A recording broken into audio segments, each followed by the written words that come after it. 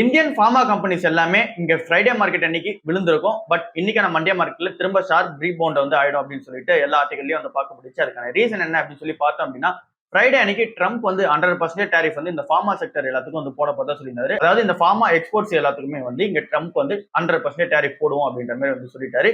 But அந்த டைம்ல சொல்லும் போது அதுக்கான கிளியர் ஐடியா என்னன்னு சொல்ல, அதாவது கிளியரா வந்து சொல்ல 100% ஃபார்மாக்கு வந்து டேரிஃப் அப்ளிகபிள் ஆகும் அப்படின்ற மாதிரி சொல்லிட்டாரு. இந்த ஒரு ரீசனா நம்மளோட இந்தியன் ஃபார்மா கம்பெனி ஸ்டாக்ஸ் ஆன இங்க சன் ஃபார்மா, டாக்டர் ரெட்டி, சிப்லா, ஜைடஸ், அரபிந்தா ஃபார்மா, லூபின் இந்த மாதிரி ஸ்டாக்ஸ் எல்லாமே விழ ஆரம்பிச்சிருச்சு. அதுலயும் மெயினா நிப்டி ஃபார்மாவே வந்து பாத்தீங்கன்னா 2% மேல விழுந்துருச்சு.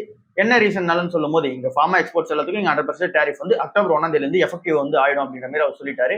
பட் ஆனா கிளியரா வந்து சொல்ல, அதுக்கப்புறமேட்டுக்கு கிளியரா வந்து இந்த சாட்டர்டே அண்ட் சண்டேல வந்து என்னவா இருக்கு அப்படின்னா, ஃபார்மால எல்லாத்துக்கும் வந்து போடல, இங்க பேட்டன்ட் அண்ட் தென் பிராண்டட் ட்ரக்ஸ்க்கு மட்டும் போட்டிருக்காரு. இங்க ஜெனரிக் ட்ரக்ஸ் எல்லாம் எதுவும் போடல அங்க டேரிஃப்ன்றது.